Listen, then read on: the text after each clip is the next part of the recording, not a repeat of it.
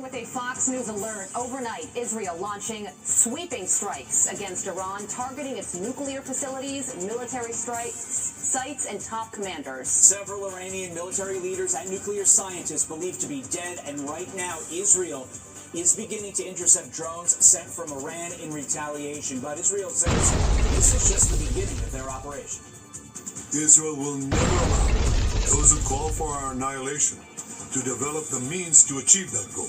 Tonight, Israel backs those words with action. You are watching a special 4 a.m. edition of Fox and Friends First on this Friday morning. I'm Carly Shimkin. During Ramadan at that.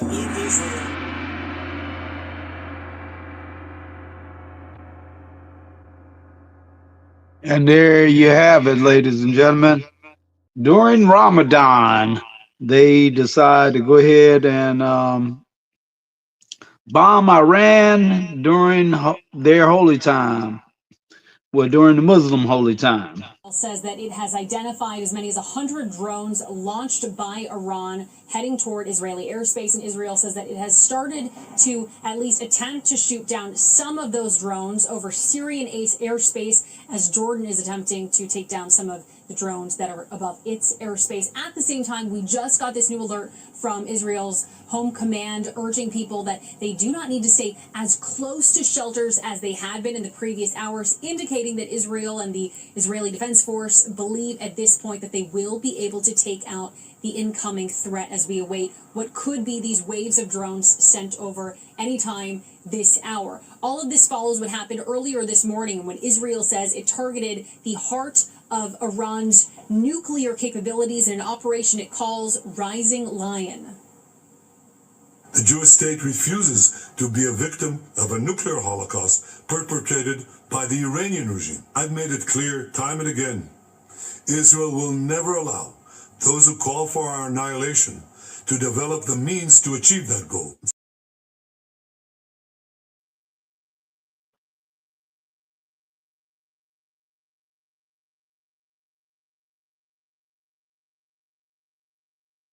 There you have it. They are on it. Hi, Carly and Todd. Israel says that it has identified as many as 100 drones launched by Iran heading toward Israeli airspace, and Israel says that it has started to at least attempt to shoot down some of those drones over Syrian airspace, as Jordan is attempting to take down 100 drones that are above its airspace. Oh, no. At the same time, we just got Some this of them alert gonna get from through. Israel's home command urging people that they do not need to stay as close to shelters as they had been in the previous hours, indicating that Israel and the Israeli Defense Force believe at this point that they will be able to take out the incoming threat as we await what could be these waves of drones sent over anytime this hour. All of this follows what happened earlier this morning when Israel says it targeted the heart of Iran's nuclear capabilities in an operation it calls Rising Lion. They would want to use lion. Everybody want to use lion. To be a victim of a nuclear holocaust perpetrated by the Iranian regime. I've made it clear time and again, Israel will never allow those who call for our annihilation to develop the means to achieve that goal. When someone comes to kill you, rise and act first. This is exactly what Israel has done today. We have risen like lions to defend ourselves. Israel says it used more than 200 fighter jets to hit over 100 targets across Iran. In Iran, multiple explosions were heard near the Natanz nuclear power facility. There are reports this morning that that center has been completely destroyed, although the International Atomic Energy Agency says that there has been no increase in the radiation levels at that facility. Fires broke out across Iran. Iranian state media today say that 3 military commanders in the Iranian regime were killed. 6 nuclear scientists were also killed. And Washington quickly responding. U.S. Secretary of State Marco Rubio saying, quote, "We are not involved in strikes against Iran, and our top priority is protecting American forces in the region." And President Trump also telling our Brett Baer, quote, "Iran cannot have a nuclear bomb, and we are hoping to get back to the negotiation table. We will see. There are several people in leadership that will not be coming back." It was around 3 a.m. this morning when sirens blared across Israel, waking up millions of people, telling them to get into shelters as quickly as possible. The defense minister quickly declared a special state of emergency after this elaborate strike again, anticipating that there would be this Iranian attack. The IDF is also mobilizing thousands of troops as well as reservists because of this incoming strike that we are expecting. But there is, of course, that caution that we are hearing from Home Front Command that people can stay a little bit further away from shelters, not gathering in any public places. It is the weekend. Normally, we would see this area, Carly and Todd, packed with people. No one is here except for people who have been going out to get groceries and stock up on water. Carly, Todd. Yeah, getting all the essentials. And Alex, it is welcome news that you just reported that Israel does think that they can take out those 100 drones that Iran launched towards Israel so that people can potentially move about more freely than what they may have previously expected today. But the Israeli people, Alex, as you know, they've been through so much. This war in Gaza now over 600 days old. So now that you're on the ground in Israel, what can you tell us about how this strike is being received by the Israeli people?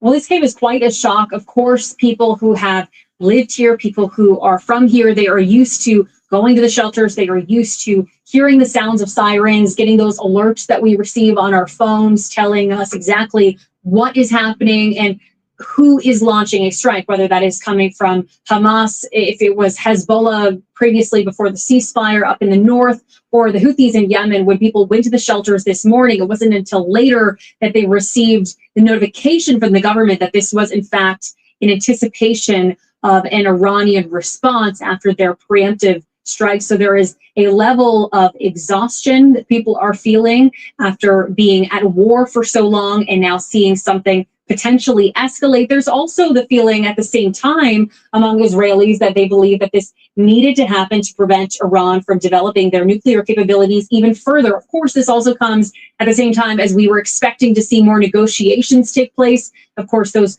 will not be taking place in the same way. There had been hopes that they would. Diplomatically, of course, we expect to see more conversations to try to bring people back to the negotiation table and bring down the temperature here in the Middle East. Israel wouldn't have attacked if they didn't feel like the time is now, and that is why we are seeing the events unfolding as we did overnight.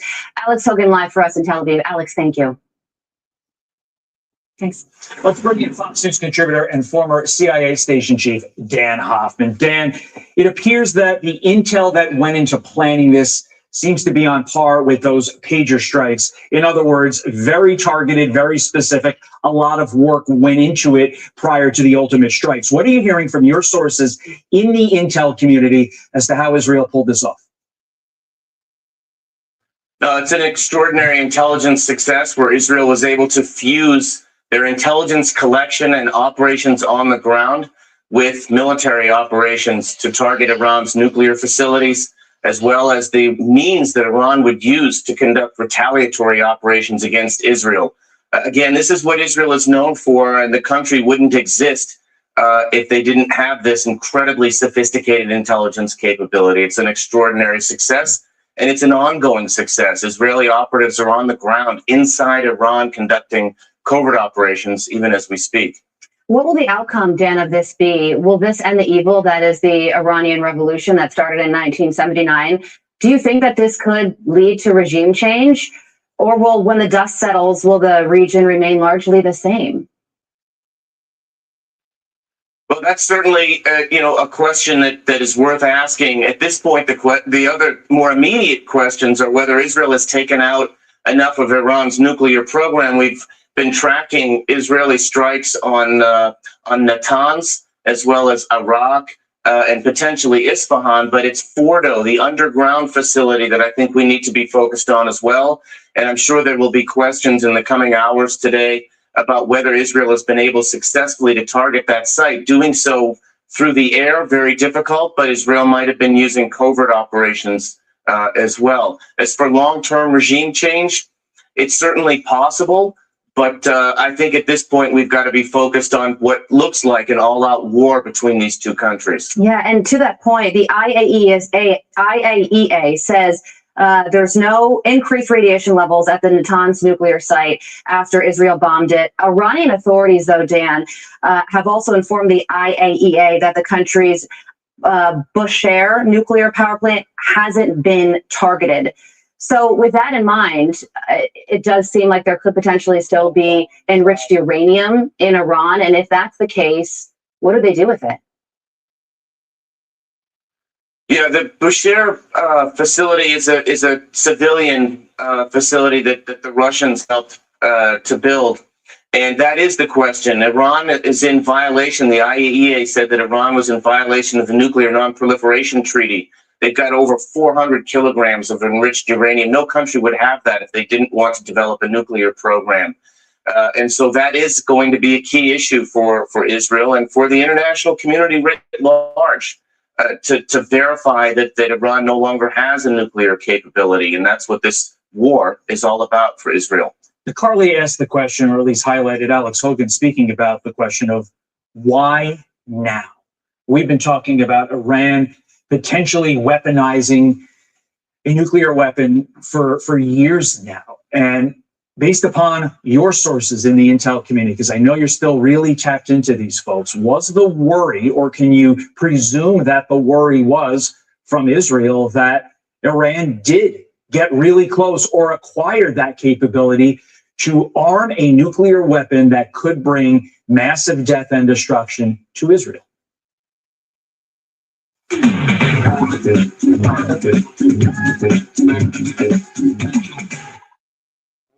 Turn your dreams into reality with our thousands of instruments and accessories.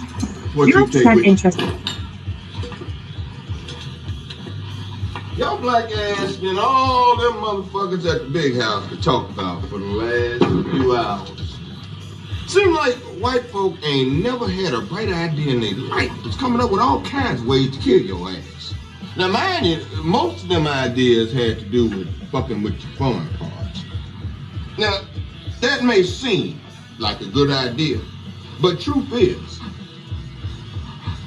when you snip a nigga's nuts, most of them bleed out in about 7 minutes. Most of them. More than most.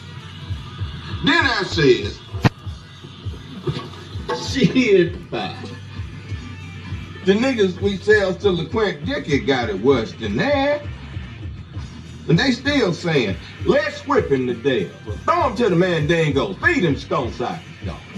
I said, what's so special about that? We do that shit all the time. For a moment, because there's another piece of video I just wanted to highlight that we just ran and wanted to explain it to our viewers. This is from Doha, Qatar. You can see that burning building right there. You mentioned Qatar as one of the countries dealing with these retaliatory strikes, Martha.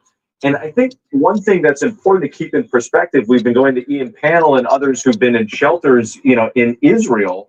And some of these other countries, they don't have those same facilities for people. This picture here that we're getting, this is from Bahrain. So a lot of the civilians don't have facilities like that to shelter in. So I just wonder, what this regional impact could be if we start seeing some of these casualties increase. Well, Iran does not have a whole lot of friends in the region. They really do not. And this could change things. You're exactly right, Whit. It could change things. Those images from Qatar, I actually think I know kind of where that was because I've been there many times as well. We have 10,000 forces in Qatar, but they've moved them out. You see that burning building. As much as we can defend ourselves and our allies in that region, these missiles, some of them, or drones, are bound to get through. And it looks like that's exactly what happened there. You can imagine the panic of the civilian population, the military population, the naval bases, and our troops in these allies over there.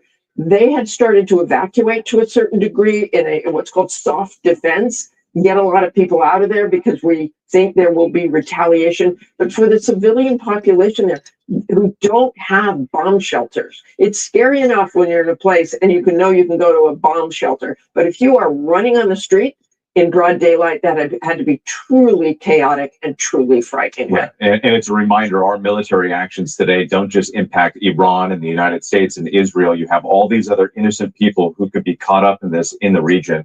Martha, thank you once again. And speaking of shelters, let's go to our Ian Panel, who's been in Tel Aviv.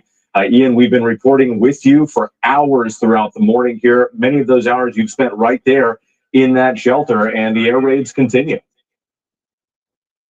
And the air raids continue, the attacks continue. I calculate at least one air raid siren every 10 to 15 minutes. And that shows the level of Iranian response here in Israel. I mean, the first alert we got in the morning was around 8 a.m., which was a warning saying that Israel had attacked Iran.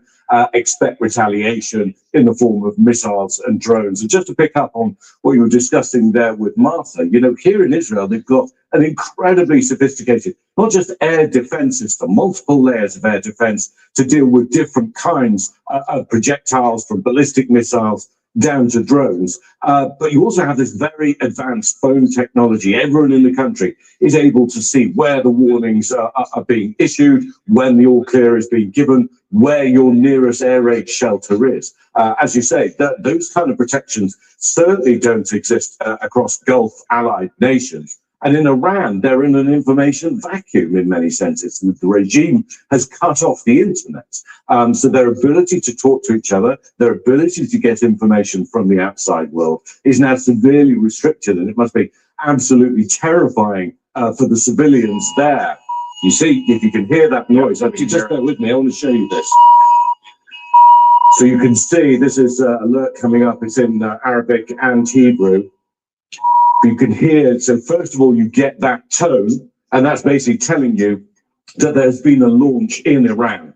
And then something like 5 to 10 minutes later, you will then hear the air raid siren for the particular area in the country where those missiles are likely aimed for. You know, I was here in June last year. Iran fired something in the region of about 1,000 missiles. Eventually, some of them did get through, and some of them caused devastation on the ground, especially when they hit high-rise apartment buildings. Again, we've seen some of those images from the Gulf countries, some of those drone strikes which are hitting residential buildings. This is the kind of thing we've been reporting on in Ukraine every single night. Ukraine is getting the sum total of what is being thrown out from Iran today. But I think there's a sense here that this is going to go on for a long while. We've got some more information from the Israeli Air Force about the operation that was launched this morning, saying it's the largest ever air operation by the Israeli Air Force, involving 200 fighter jets. That's just 200 from the Israeli side. Obviously, the American side will probably have had a larger contingent. We don't know yet how they divided who was going after what targets. We're also told that the Israelis have launched another wave of attacks now. And I think we should be prepared that this isn't going to be over with quickly, and we're going to keep getting reports of more attacks inside Iran, more retaliation. And key, I think, for military commanders will be going after the command and control systems of the Iranians and going after their launch systems. This phrase is often used, you try and get to the archer, not to the arrows. In other words, it's those launch systems that matter more than the physical number of ballistic missiles or drones on the ground. But as we've seen with Ukraine, you know, they spent 4 years living with this, trying to intercept missiles and drones. And it is an incredibly difficult thing to do. Protecting US bases, US facilities is one thing, but protecting an entire civilian population across the Middle East, that's very difficult. Yeah, and Ian, as you noted there, the hundreds of aircraft, Israeli aircraft, we know that Americans have the 2 aircraft carriers, 30,000+ troops in the region, and also hundreds of aircraft as well that were part of this operation. And the scale of these strikes just beginning to come into focus. We still have a lot to learn today. Let's go to Marcus Moore, who's in Doha, Qatar. And Marcus, we were looking at some of those images there of the damage on the ground, not far from where you are. What can you tell us about what you're seeing and hearing? Well, it has truly been a very tense day for so many people here in Doha who have found themselves essentially in the crosshairs of Iran's retaliation. And throughout the day today, we have heard the sounds of loud booms echoing throughout the city. And this has been going on for the entire day. And so this is something that people are enduring. And we have heard from Qatari officials who have condemned the Iranian retaliation. And they have been calling for calm and have been calling for diplomacy. As you know, Qatar has been one of the key mediators in the region here in the midst of this crisis that has unfolded, and they put out a new statement condemning this again. Certainly, as Ian was pointing out, that there is the feeling or the belief that this could go on for several days. And what we saw today in terms of the response were the emergency alert messages that were going out to cell phones across the city here, and the alert messages telling people to shelter in place and to stay in their buildings and not to go out if they don't have to. And it is Ramadan, and so the streets were already fairly empty. But then you combine that with this volatile situation that's continuing to unfold and all of the uncertainty, it does give you a sense of really what the mindset is for people here at the airport. We know that the airspace was closed not only here in Qatar, but also in several other countries in the region. People at the airport, producer was speaking to them, they were upset about this. So there is some frustration, particularly over concerns that this could spiral even more out of control. All right, Marcus Moore for us. Once again, we appreciate it. And of course, the idea of these strikes happening on Ramadan also having a psychological impact across the region. Let's bring in retired Colonel Steve Ganyard, former Deputy Assistant Secretary of State. And Steve, one question that's increasingly being raised here is that moment of desperation coming closer and closer for the Iranian regime as we get reports that the U.S. targeted its leadership, the president, the Ayatollah. If there is a decapitation of the Iranian leadership, what does that mean for this conflict? Yeah, decapitation is sort of a relative term. So, as Doug noted earlier, taking out the Ayatollah Khamenei does not mean it's the end of the regime. The IRGC controls the country, and that's a broad network of folks who have a vested interest in not being held accountable for their crimes, particularly against their fellow citizens. But I've been monitoring the social media video coming out of the region, and I think there's a trend here that's interesting. The Iranians are getting desperate. They are now not targeting military sites. They're going directly after civilian and revenge attacks. So multiple videos, horrific videos of drones going into apartment buildings in Manama, Bahrain. It could be key. It's the same drone, and it's into a civilian area. The attack on the Palm in Dubai. And now we're seeing video that appears that they've attacked the area around the Burj Khalifa. They've hit the civilian airport in Kuwait. So this is all sort of the indications of a desperation, not knowing what to hit. It's just a reaction trying to get strike back at those countries that they believe are helping the U.S. and the Israelis. One other point here, with the other part of this desperation is that the Iranians have announced that the Strait of Hormuz is closed. Now, that doesn't mean they've done anything militarily to close it, like mine it. But think about what this might mean. So about 20% of the world's petroleum products, oil and other LNG, things like that, come through that strait on a daily basis. Most of that goes to Asia. But if you're going to take 20% of the world's oil market off the market, just stand by for the reaction in markets around the world on Monday. Not only the price of oil, but how the price of just gasoline in general is going to change. But for the Iranians, they are cutting off their nose to spite their face, because their economy is fundamentally dependent on the oil they export.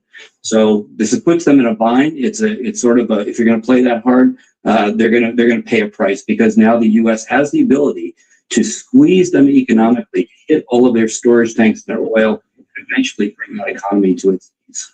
Yeah, it's interesting because it could also have the opposite effect, to your point, that now you could have other countries jumping in, trying to get involved to help on behalf of the United States and their allies to try to resolve this situation in the Strait of Hormuz, because it impacts so many different countries around the world. Steve Ganyard for us, once again, thank you.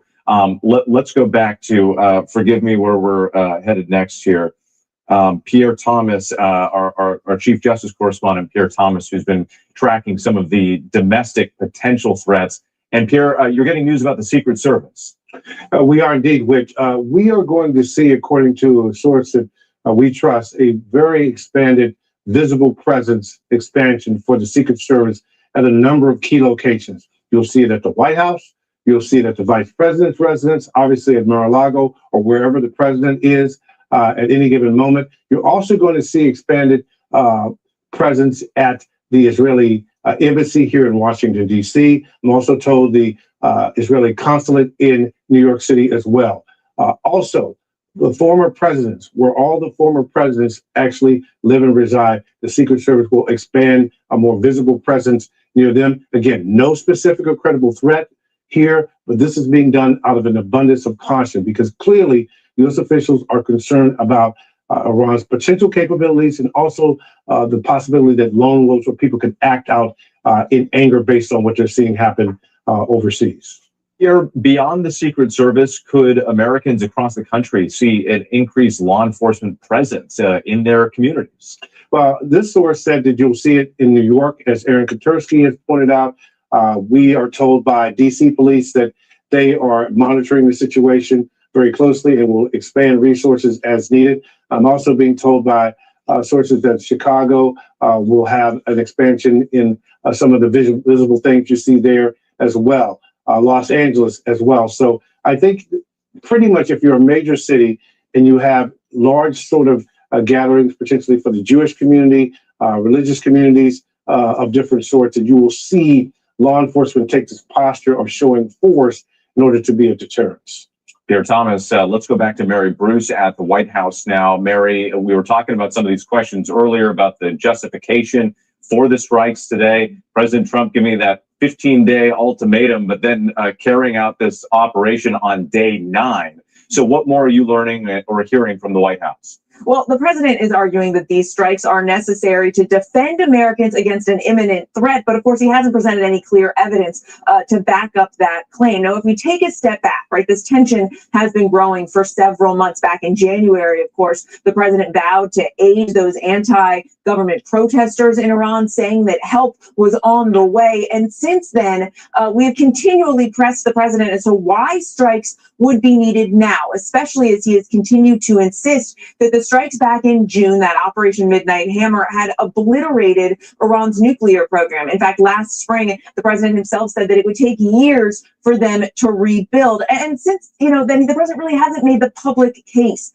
in the run-up to these attacks that Iran is closer to producing a nuclear weapon now. You might think, as you head towards a strike like this, that the president would really be trying to convince Americans that this was something that he needed to do. Yet in his State of the Union address earlier this week, the president spent just a few minutes discussing Iran. Of course, it comes when you think of the political ramifications here, as the president knows that so many voters, what is top of mind for them, especially as we barrel toward the midterms, are domestic issues, the economy. And already we are seeing several Republicans up on the Hill and prominent voices in the MAGA movement suggesting that they oppose this operation, in part because it goes against the president's America First agenda.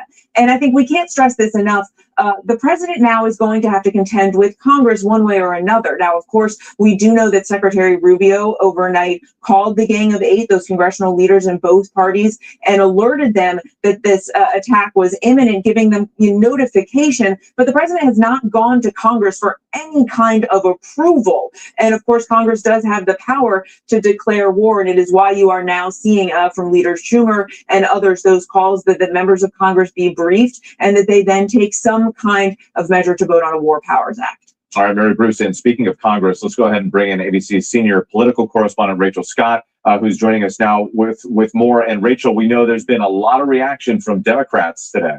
Yeah, notably from Democrats blasting the Trump administration, even as we are still monitoring the situation as it unfolds there in Iran. And they are calling now for this war powers resolution to come to the floor in both the Senate and the House. And so what exactly would this do? Well, the goal of this would be then to curb the president's ability to carry out military action going forward without getting authorization from Congress first. Look, this is a different strategy here that the Trump administration has taken from previous strikes. They did, in fact, notify the Gang of Eight that this was going to be happening. We heard Secretary Rubio, as you just heard from our own Mary Bruce, make those calls to top lawmakers.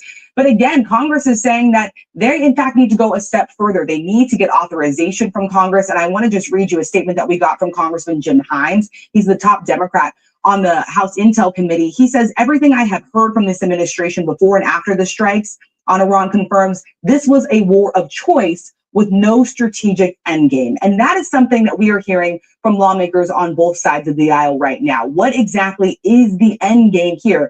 Is it regime change? How long will the United States be involved? And how much will this administration continue to consult with lawmakers over on Capitol Hill with? And we know you'll keep pressing for those answers, Rachel Scott, for us. Let's go to ABC's Jay O'Brien now, joining us from Washington with more on the Republican reaction. And Jay, I know that you were here on the air with us as we were talking to Congressman Rick Crawford, a Republican part of the Gang of Eight, who said that he was briefed.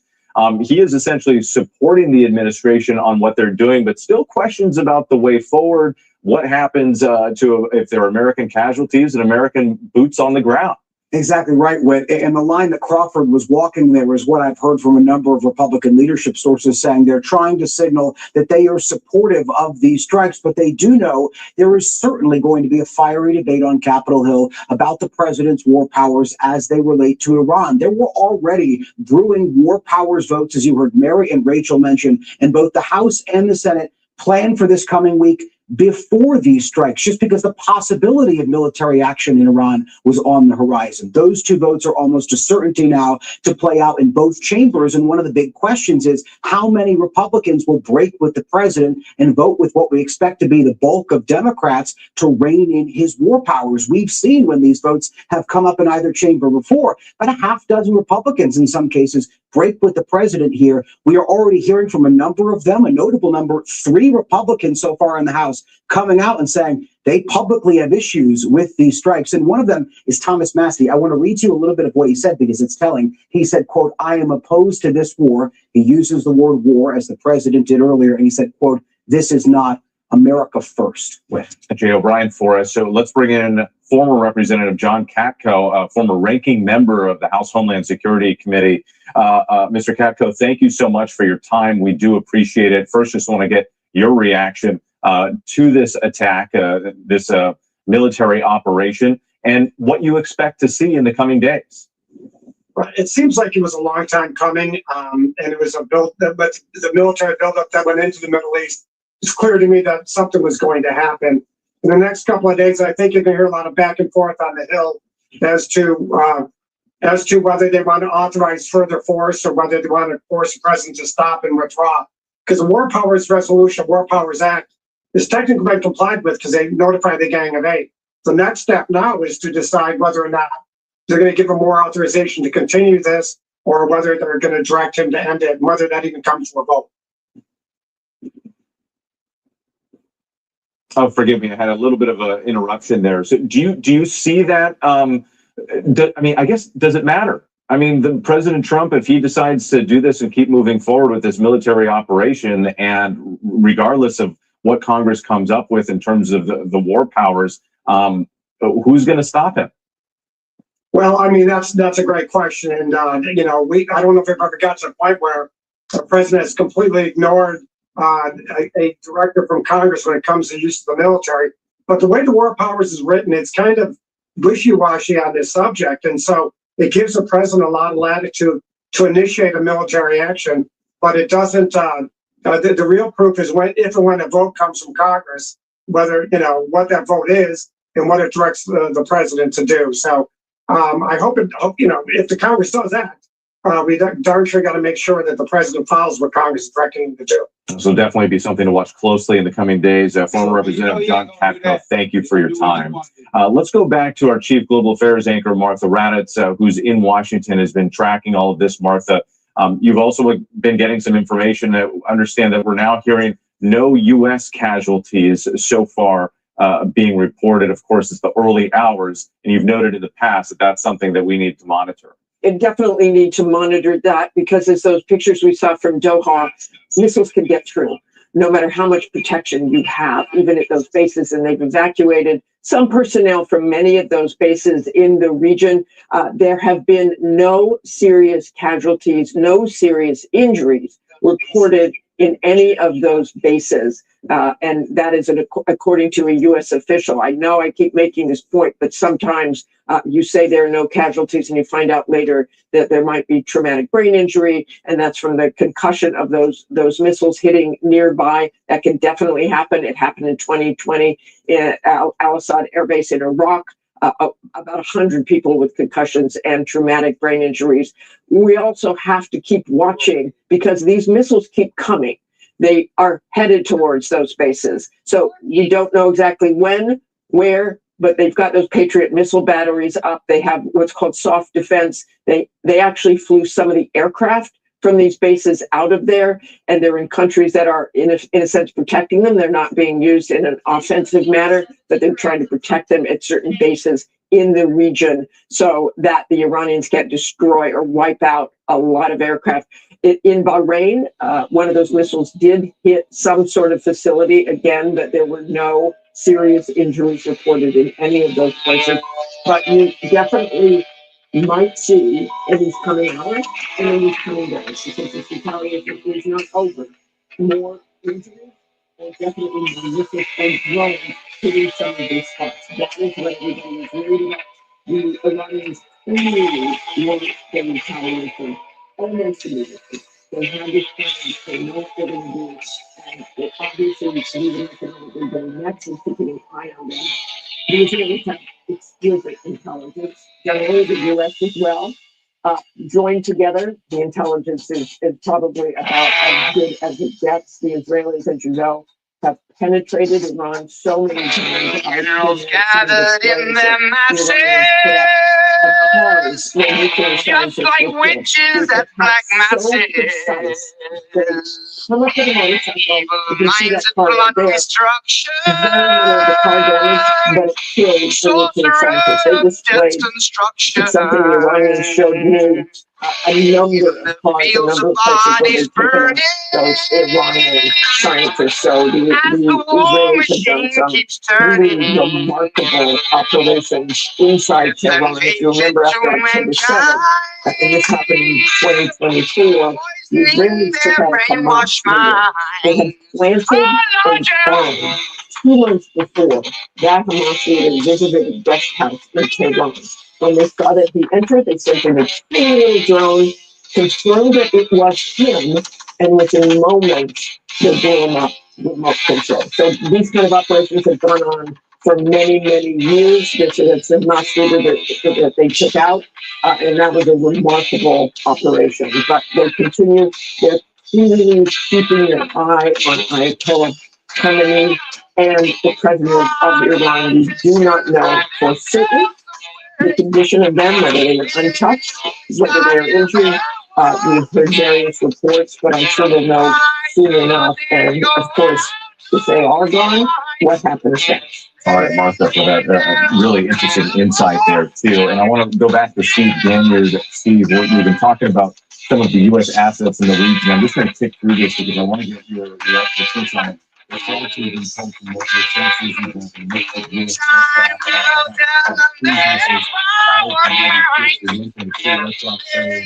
Well, there you got it.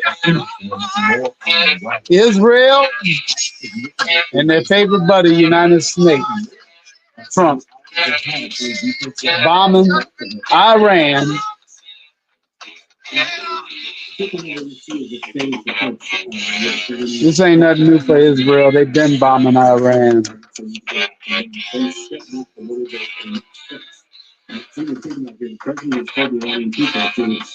overthrow the regime. Now, the Iranian people are not going to go out in the streets and protest if we're bombing. So at some point, they're maybe like, okay, we're going to pause for a few hours here. If you want to go protest, show us that you're actually going to be serious about taking this out. But the use of the Tomahawk is pretty much SOP for U.S. Military because nobody's flying it. There's no risk in the pilots in the U.S. service personnel. And so it's very effective. It's a low-weight radar cross-section. It flies at low altitude. It's been very good at taking out all of the air defenses. So the U.S. has said they've got great luck in taking out the air defenses along with the Israelis in Iran. And so if the U.S. and Israel can control the skies and there's no threat to any U.S. aircraft, then it's just a matter of time until the U.S. is able to beat down the regime to the point where they can either no longer oppress their people or that they can maintain the economy. So I think we'll have at least another day, and then we may go in touches. This may go on for at least a week or maybe more. But they're going to have to sort of shoot, take a look, assess, and then shoot again. But it's all going to depend on how things work and how the reaction of the Iranian regime plays out in the days to come. One thing to think about with here: if the U.S. and Israel control the skies over Iran, then it's just a matter of time, and it's just a matter of how many sorties they can put across the line before they begin to go after economic targets, oil reserves, electricity plants, things that allow the regime to maintain. So it's just a matter of time, once they control the air, that the U.S. has the Iranians in a position that they really have no recourse other than to eventually surrender. It's just a matter of time. And we've been in this period a bit of a lull in terms of information flow from the White House. We really haven't heard much from the administration or the president himself for hours now. And we are getting a little bit more from the administration. Let's go back Don't to, forget how much trouble the Soviets had with Afghanistan. We are with, and Don't never think anything going to be easy. The potential that Iran could do something is something that officials are not discounting. The statement from Homeland Security Secretary Noam reads as follows, quote, "I am in direct coordination with our federal intelligence and law enforcement partners as we continue to monitor and thwart any potential threats to the homeland." So clearly, that is a possibility that they're concerned about. Again, no specific or credible threat or plot detected so far, but the possibility that there could be something is something officials are taking seriously. And Pierre, I think that's important for people here at home who are going about their Saturday here and watching this unfold. You know, on the other side of the world, there is still this peace for us Americans on U.S. soil. What is the message to the American people from law enforcement and the administration? Well, I think it's pretty clear that they want Americans to go on with their daily lives, but that old phrase that we come to know since 9/11, if you see something, say something, is in full effect. But I think what you're seeing here is the knowledge that Iran has in recent years tried to target dissidents, journalists. There was even, according to Justice Department, an attempt or a plot developing to attack President Trump. There's a man on trial in New York City as we speak. In connection with that particular plot, there's great concern about cybersecurity and the potential that Iran could do some sort of cyber attack against our infrastructure. And I think the wild part here is that if it is true that the Iranian leadership is in fact being targeted, where the military is being decimated, then it's, you know, for them there is no reason for restraint, which is something my citizens said for many years that they would be reluctant to do anything overly dramatic in the United States because the retaliation from the U.S. could take out the regime and kill a lot of people. Well, if they're being targeted, what is their concern for restraint at this point? That is something the U.S. officials are factoring in. Hey, Steve Gander pointed out, too, it is at that moment of desperation for the Iranian regime, and what would they do with their backs against the wall? Here, Thomas, thanks again. Let's go back to Mary at the White House. Mary, well, y'all already know what they're going to do. Mar-a-Lago monitoring this, top military advisors, but we haven't heard from him in a while. No, we haven't, not since he released that video overnight announcing this campaign, which he described as massive. And of course, the president, we know he's continually being updated. He is monitoring all of this play out from his Mar-a-Lago resort in Florida. He's down there with members of his national security team. Of course, the president is president no matter where he is. So figure out how he's going to get out the Epstein communications and briefings that he would need. We do also know that he did speak overnight with the Israeli Prime Minister, Benjamin Netanyahu. Of course, it comes just about 2 weeks after Netanyahu well, if this don't work, buddy, the White House. This obviously was top of the discussion that they had. Gonna have as many convictions with the situation in Iran. You are number 47. You have 47 convictions. Certainly gave the impression that that these attacks would likely continue for some time. And of course, when you remember the big picture here, this is a hugely consequential and pivotal moment for this president. He campaigned on a promise not to drag America into more prolonged foreign conflicts. And when he was asked just yesterday if he was concerned that any strikes on Iran would lead to that kind of lengthy conflict that he promised voters he would avoid, the president said there's always a risk. The vice president, J.D. Vance, has said there's no chance of a years-long war, but there are still very large, very sort of fundamental questions about what this looks like going forward, in addition to why the president decided to launch these strikes now. Yeah, sure are those fundamental So your questions. babies and I do sons expect and daughters we might will die see in more it, from the president at because some there's point today. always the As we risk. saw with Operation Midnight Hammer, they came out with his the chairman of the Joint Chiefs. They really laid out piece by piece exactly what happened once that information was reportable and confirmed. So we will stand by for that and bring it to you as soon as we get it. Mary, thanks again. Let's go back to Ian Panel in Tel Aviv. Ian's been hunkered down in that shelter there. But they say the But Ian, midnight just hammer. They look at some always want to do historical something like perspective, because Thor, we've seen in something the dealing with presidential Nordic administration here in the U.S. after administration struggling to figure out the Iran problem. President Trump comes in his second term and takes a very different, much more aggressive approach than we have seen in decades. And then you have Israel talking about changing the map and changing the world. Give us the broader context of what this could all mean. Yeah, I mean, I think it's worth stepping back at least to October the 7th, 2023, and that devastating, brutal attack by Hamas here inside Israel. And it really changed Israel's thinking that it had to deal with countries, with groups that represented an existential threat. And of course, it started with Hamas, but it ended up being operations targeting 7 different countries. We often talked about the sheer crescent. This was the so-called axis of resistance that was controlled, funded, and armed by Iran. It ran from Iran through Iraq into Syria and then into Lebanon, where Hezbollah existed. Well, we've had a war against Hezbollah in Lebanon. We were there when Hassan Nasrallah was killed, and that was a totemic moment in shaking part of that resistance.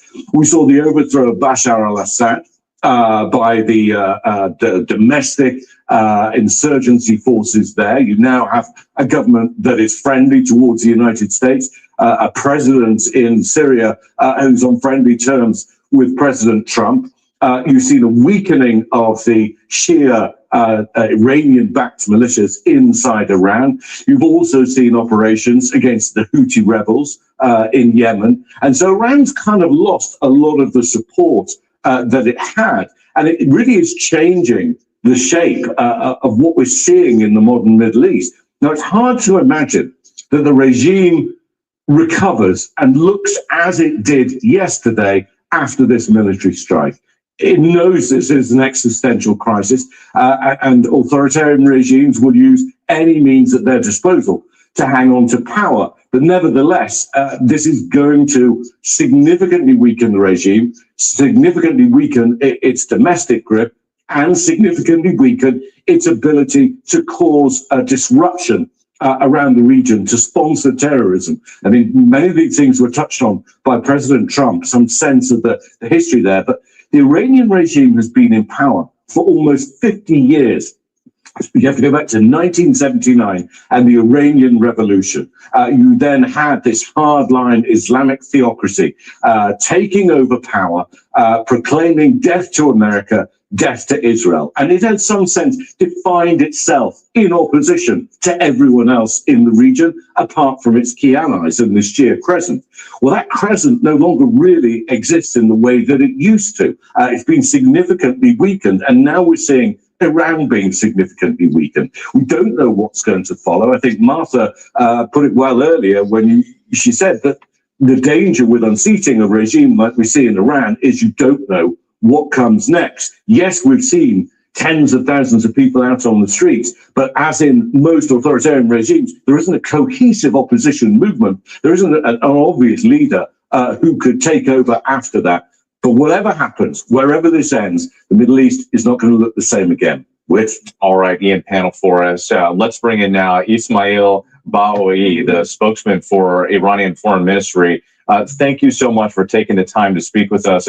First, I'd like to ask you about some of these reports that we're getting that the Ayatollah and the president of Iran were both targeted by these attacks. Can you confirm that the Ayatollah is still the leader and in power of Iran right now? Thanks to God, they are all safe and sound. They're all safe and sound. And are they still communicating and running the country as we speak and determining which counterstrikes and military operations are coming from Iran at this moment? Well, I can assure you that the system is working because our system is very sophisticated. Somebody sent them drones. In our identity. Over 100 drones. And it is based on a popular revolution. So it is not a one-man ruler. So everything is being done in accordance with our plans. Our armed forces are conducting their defensive action against this act of aggression that has been going on for the whole day from early morning until now. Have Iranian officials been in touch with the United States and specifically with President Trump's administration since these attacks have begun? Not that I'm aware of, at least. I think what we are doing right now is to focus on defending our territory, defending our people, defending our national security against this act of aggression. Given what has taken place, do you think that there is still a pathway for diplomacy, for peaceful negotiations in terms of Iran's nuclear program? Diplomacy was betrayed for the second time during the past 9 months. You remember last June, when we were in the middle of the negotiations, we were supposed to talk for the 6th round. Just 2 days before that, the American and Israelis attacked Iran. Again, this was repeated. We were going to talk in Vienna on technical aspects of any possible deal. And today, they launched an act of aggression against Iran. And please, I remind you that just yesterday, the Omani mediator told the whole world that the deal was within the reach, and he talked about significant progress. So you can see that the Americans have no value for diplomacy or any diplomatic process. But President Trump, the administration has said that the negotiations were not going well and that Iran was not coming to the table with serious positions when it comes to its nuclear programs. How do you respond to that criticism from the White House? That's not simply true. That's not true. We came to these negotiations with all good faith and seriousness. We said from day one that we would be ready to stay in Muscat or in Geneva or any other place for days and weeks to finalize any possible deal. We have telling the whole international community for the past 2 decades that Iran was not seeking nuclear weapon, that Iran's right to use nuclear energy for peaceful purposes was inscribed in NPT. So all that is being said about Iranian nuclear weapon, so-called Iranian nuclear weapon, is part of disinformation campaign that has been trying to tarnish the image of Iran and to legitimize such sort of act of aggression. Well, we know that U.S. officials have a very different perspective on all this, but let me ask you, going forward, given what has happened today, do you expect a wider regional conflict, a war now between Iran, the United States, and other countries in the region? You see, this is a war of choice by the American administration. We have always welcomed diplomacy. This was not our choice. So this was unprovoked, unwarranted act of aggression, and we are defending ourselves. We had warned earlier that any act of aggression against Iran would engulf the whole region. The reason is very simple, because the United States is abusing the territory of other countries to conduct military strikes, military attacks against Iran. And Iran, under international law, under Article 51 of the UN Charter, has no other choice other than defending itself in kind. Ismail Bawi, thank you for your time with the Iranian Foreign Ministry. We appreciate you speaking with us today. Thank you. Let's go back to Martha Raddatz in Washington, who's been monitoring all of this. Martha, I just want to get your take on that response, again, for an Iranian official that the Ayatollah and the president are both alive and okay. Well, we'll see about that, and hopefully they'll offer some kind of proof in the coming days. But if they are, and they are still in power, they have got to be very, very worried. They heard the president of the United States say he wants regime change. You heard the president of the United States tell the IRGC to lay down their weapons or they will face certain death. So wherever the Ayatollah is right now, wherever Iran's president is right now, they are watching their backs sweat. And Martha, forgive me, just wanted to get your reaction to one more thing. The fact that they're calling it this act of aggression by the United States. They claim they were in these negotiations to try to come up with a diplomatic resolution. I just wonder how you think that response from the Iranian government will play around the world. I think it's exactly what everybody expected them to say. In fact, the United States was the aggressor here. The president did decide to put those negotiations aside because he said they weren't going anywhere, that the negotiators were not hearing exactly what they wanted to hear. So that is two sides of the story. The United States decided to drop those negotiations at this point. Maybe they start up again. Maybe Iran has learned its lesson. Maybe this really was a strike to try to say, you better get back to that table and promise us you will not restart that nuclear program. These negotiations are difficult. You can't just say, hey, I don't want a nuclear bomb. There has to be testing. There has to be inspections. There has to be all sorts of things in any of these agreements, and they are extremely complicated. The United States clearly wasn't hearing exactly what they wanted to hear with. Yeah, and so many questions about what happens next, and even what has been damaged from these strikes today. We're still waiting to learn all of that. Martha, thank you again. And just recapping for those of you at home to get an understanding of what we know at this hour, President Trump overnight announcing major combat operations against Iran called Operation Epic Fury. This was a joint U.S. and Israeli attack said to be targeting Iranian government and military sites. Israel says 200 of its planes were involved as well. A senior Israeli official tells ABC News that the U.S. and Israel will continue to hit the Ayatollah regime until it's removed. Iran is reporting civilian casualties, including dozens at an elementary school. U.S. military officials say that they are looking into those reports. There are no reports of serious injuries for any Americans at this hour, although we heard President Trump warn of the possibility of American casualties in this war. And we also know that there have been a number of retaliatory strikes against American assets throughout the Middle East. The U.S. says it has intercepted multiple missiles targeting U.S. bases and allies. Embassies have urged Americans there to shelter in place. This is a map of some of the countries you're seeing here. Kuwait closing its airspace after a drone hit the airport. And here at home, officials in New York and Los Angeles say they are monitoring the situation closely too and enhancing patrols at sensitive locations, including houses of worship. A law enforcement source tells ABC News that the Secret Service is increasing its presence at a number of key locations, including the White House, the vice president's residence, and Mar-a-Lago. ABC News has also learned that congressional leaders, members of the so-called Gang of Eight, were notified hours before the strikes. And we've heard from Senate Minority Leader Chuck Schumer, who is condemning the action. We've also heard condemnation from some Republicans as well.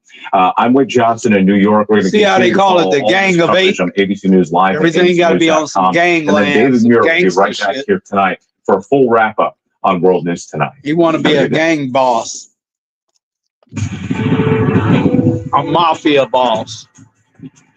I'm Michael Johnson, New York.